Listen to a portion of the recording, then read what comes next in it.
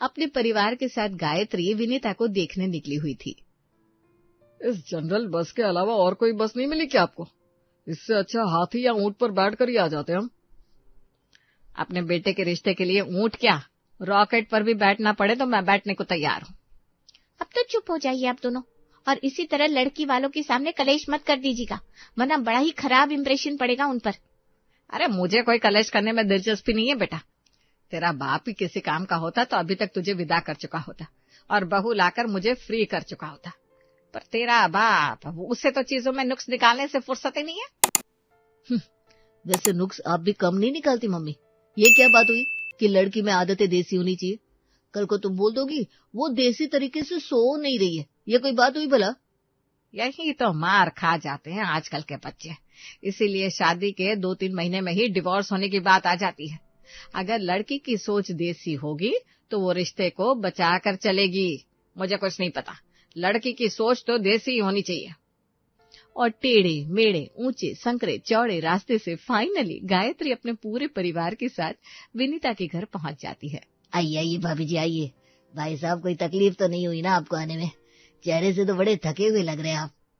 अरे क्या तकलीफ होगी भाई साहब, बस फ्रेश होने को मिला नहीं और खाना कहीं अच्छा था नहीं। बैठे बैठे पीठ अकड़ गई और गर्दन मुड़ने का नाम नहीं ले रही, बाकी सब चंगा है भाई। अरे माफ कीजिएगा भाई साहब, ये तो आपने बहुत तकलीफ उठा ली। आप अंदर जाकर फ्रेश हो जाइए, मैं नाश्ता लगवा देती हूँ। सुरेश भूल ही जाता है कि वो किसी होटल में छुट्टियां मनाने नहीं बल्कि अपने बेटे का रिश्ता करने आया है। फ्रेश होकर अपना नाश्ता कमरे में मंगवाकर सुरेश एक नींद ले लेता है। पापा को क्यों बुलाना है मम्मी? तुम दोनों साथ में रहोगे तो पक्का कलेश हो जाएगा। वो आराम कर रहे हैं ना, उन्हें आराम करने दो। मैं कह दूंगी पापा की तबीयत बिगड़ गई थी और तुम यहाँ जल्दी से शादी की बात करो। समझ आए तो ठीक है, नहीं तो अपन निकल लेंगे। अरे बेटा गुमसुम क्यों बैठी हो? वो जमाना गया जब बहुएं सास के सामने बोलती नहीं थी। तुम आज के जमाने की लड़की हो, अपनी पसंद नापसंद बताओ आंटी को। नए जमाने की सोच रखने वाले लोग, गई भैंस पानी में। बेकार ही इतने धक्के खाकर यहाँ आया हम। मनीषा की बात सुनकर नयन के घर वालों का आधे से ज्यादा इंटरेस्ट तो खत्म हो जाता है। तभी विनीता कहती है, मैं क्या बोलूं आंटी जी, आपको जरा अजीब लग सकता है पर मेरी सोच जरा पिछड़ी सी है। मतलब ये मुझे नहीं, मेरे दोस्तों और मेरी माँ को लगता है, पर मुझे तो ये नॉस्टैल्जिक लगता है। जैसे कि ये पनीर चिली बेबी कॉर्न जो आपके सामने नाश्ते में परोसा गया है, ये मम्मी की चॉइस थी। अगर मुझे कहा गया होता तो मैं घेवर, इमरती, दही बड़े और लड्डू ये परोसती। ये नए नए ब्रांडेड कपड़ों का शौक भी ज्यादा नहीं है, मुझे तो हैंड वीवन कपड़े ही सही लगते हैं। हाँ वो महंगे जरूर होते हैं पर इससे हम अपने देश की कला को आगे ले जा सकते हैं। और तो और विनीता अपनी बात पूरी भी नहीं करती कि गायत्री कहती है, चलो निशा, चलो नयन, हम निकल रहे हैं। क्या हो गया भाभी जी, कोई भूल हो गई क्या बच्ची से? तुझे मैंने मना किया था ना ये सब बोलने को, फिर शुरू क्यों हो गई? ये क्या कह रहे हैं आप भाई साहब? आप मेरी होने वाली बहू से इस तरह बात नहीं कर सकते। मुझे ये रिश्ता मंजूर है समधन जी। आज से हमारा बेटा आपका हुआ और आपकी बेटी हमारी। गायत्री फौरन रिश्ते के लिए हाँ कर देती है। मनीषा पूरी तरह चौंक चुकी थी कि उसकी बेटी की ऐसी बातें सुनने के बाद भी कोई अपने बेटे के पीछे उसे ले जाने को तैयार कैसे हो गया। खैर नयन पढ़ा लिखा इंजीनियर लड़का था, ऐसी कोई भी कमियां मनीषा को उसमें दिखाई नहीं दी जिसके लिए वो रिश्ते को ना कर पाती। इसीलिए लड़की वाले भी इस रिश्ते के लिए हाँ कर देते हैं और बहू बनकर विनीता आ जाती है गायत्री के घर 1 हफ्ते बाद। सब यहाँ एक साथ बैठे हैं तो रसोई में खाने की तैयारी कौन कर रहा है? शायद आप भूल गए हैं कि आपकी बीवी अपने लिए एक बहू ले आई है। विनीता की बात कर रही हैं आप मम्मी? पर वो तो किचन में है ही नहीं, वो तो छत पर बैठी है।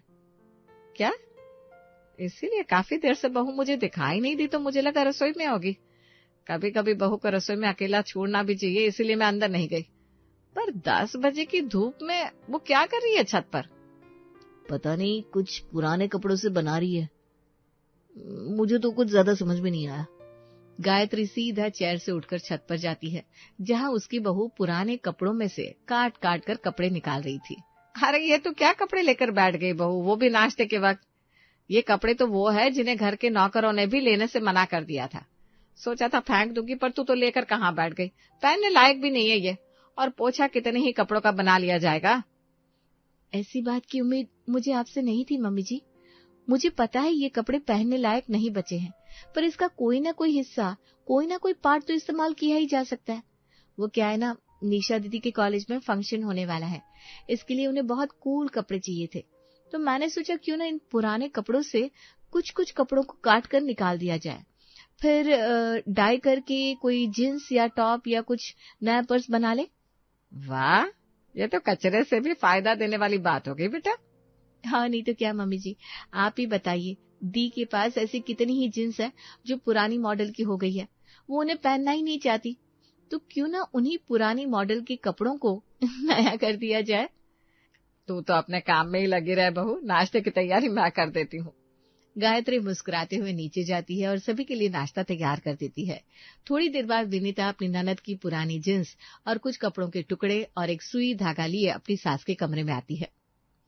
नहीं हो रहा है मम्मी जी मुझसे, सच में शायद मुझे कुछ नहीं आता, आप जैसे मैं कभी नहीं बन पाऊंगी। अरे बेटा ऐसा क्यों बोल रही है? तू इस घर में मेरे जैसी सोच वाली एकमात्र ही तो है। अब तू ही हिम्मत हार जाएगी तो कैसे चलेगा। इधर आ, बैठ, मैं तुझे बताती हूँ कैसे क्या करना है। अपने स्कूल के दिनों में होम साइंस में यही सब तो करती थी मैं। सिलाई कढ़ाई का बड़ा शौक रहा है मुझे। यहाँ बच्चे पालने में इतनी पड़ गई कि किसी और चीज का मौका ही नहीं मिला। सॉरी टू इंटरप्ट मम्मी जी, आपकी स्टोरी 2 मिनट बाद कंटिन्यू कीजिएगा ना, तब तक मैं नाश्ता ले आती हूँ, फिर खाते खाते आपकी स्टोरी सुनती रहूंगी। विनीता नाश्ते की प्लेट लेकर अपनी सास के पास बैठ जाती है और उससे ही न्यू ड्रेस तैयार करवा लेती है। वाओ मम्मी जी, क्या चीज है आप, यू आर ग्रेट। इसी तरह दिन बीत रहे थे और नयन का बर्थडे आने वाला था। बाजार से लाल और सिलेटिया रंग की ऊन लेकर विनीता अपने घर आती है। ये बहू बेटे को बिना न जाने कभी कभी क्या हो जाता है, मुझे समझ में नहीं आता। अरे बहू कहाँ हो तुम? 5 मिस कॉल आ चुके हैं तेरे फोन पर। विनीता का फोन लिए गायत्री कमरे में जाती है और अपनी बहू को ऊन से कुछ बीनता हुआ देखती है। अभी तो सर्दी आई भी नहीं बहू, और तू अभी से ऊन लेकर बैठ गई। वही तो मम्मी जी, पता नहीं मैं ऊन लेकर क्यों बैठी, मुझसे कुछ होने वाला ही नहीं है। मेरे फोन पर आपके बेटे का ही फोन आ रहा है, मैं उनसे झूठ बोल नहीं पाऊंगी इसलिए फोन नहीं उठा रही हूँ। अरे पर तुझे झूठ बोलना ही क्यों है? तुम दोनों में कोई बात हो गई है क्या? सब ठीक तो है ना तुम पति पत्नी में? वही तो मम्मी जी, बातचीत बंद नहीं है पर करनी पड़ सकती है। वो क्या है ना, 4-5 दिनों में नयन जी का बर्थडे आ रहा है। अब बर्थडे पर सब केक लाएंगे, फ्लावर, बुके देंगे, गिफ्ट्स लाएंगे, घूम फिर कर वही चीजें। तो मैंने सोचा क्यों ना ऐसा कुछ दिया जाए जो भविष्य में काम आ सके। तो मैंने इन्हें वूलन फ्लावर मैट देने का सोचा है। वैसे तो वो नॉर्मल ऊनी मैट रहता है, पर उसकी चारों तरफ ना गुलाब के डिजाइन रहते हैं, ताकि जब उसे बीच में से पकड़ा जाए तो वो गुलाब का बुके बन सके, और जब इस्तेमाल ना करना हो ना, तब उसे आराम से सर्दियों में मैट की तरह इस्तेमाल कर लो। बस वही बनाने की कोशिश कर रही थी मम्मी जी, पर शायद मुझसे नहीं होगा। ये 1 मिनट, नयन जी बता रहे थे कि बचपन में आप उनके लिए स्वेटर बनाती थी, मतलब आपको उनका काम आता है क्या मम्मी जी?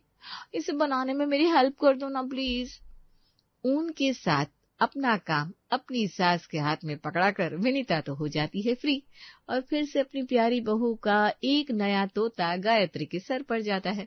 इसी तरह दिन बीत रहे थे और नयन के जन्मदिन पर आई कौशल्या अपनी बहन गायत्री से कहती है, ये घर के इंटीरियर में कोई बदलाव नहीं करती क्या तू गायत्री? या जरूर से साफ सफाई ढंग से नहीं हुई होगी, चीजें बड़ी पुरानी पुरानी सी लग रही है।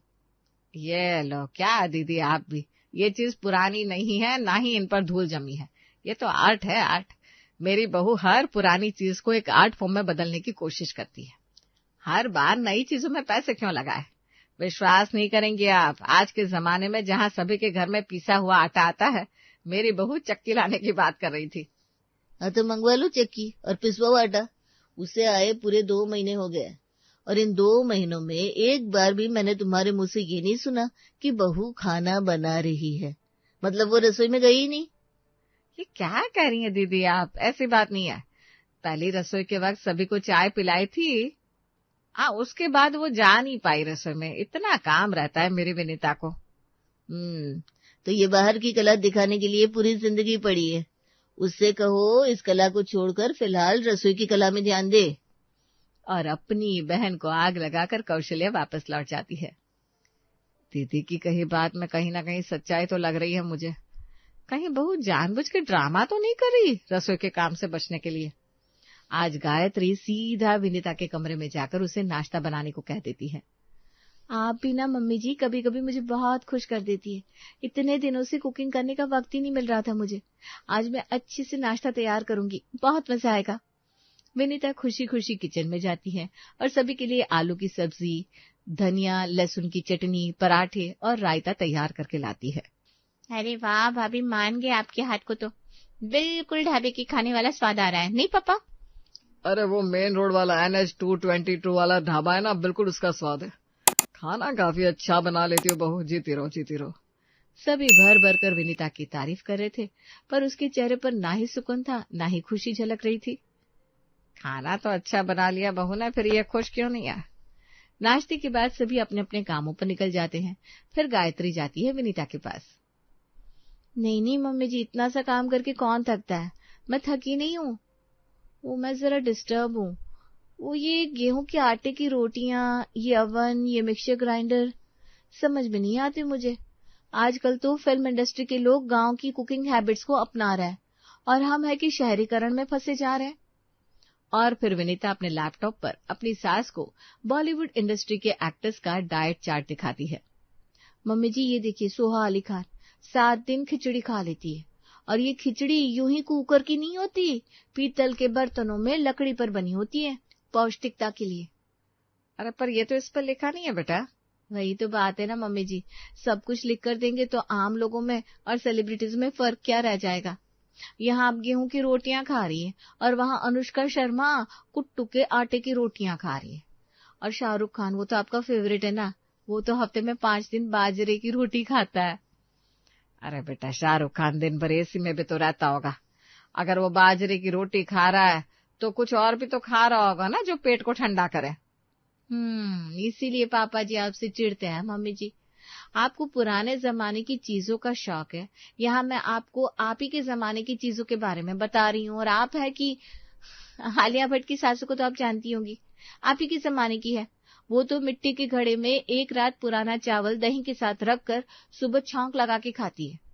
तब तो नानी बनने के बाद भी इतनी यंग लगती है। और एक आप है कि अरे भाई समझ गए मैं, तू बता क्या क्या लाना है, मैं जाती हूँ बाहर। सबसे पहले सिलबट्टा, मिट्टी की हांडी और बाजरा, कुट्टू का आटा, सावा, इतना तो ले आइए, फिर बाकी का बताती हूँ। अपनी बहू की बात सुनकर सिलबट्टा और बाकी चीजें तो वो ले आती है, पर बाजरे की रोटी बनाना इतना आसान नहीं होता। ये 1-2 रोटियां बनाकर विनीता समझ जाती है।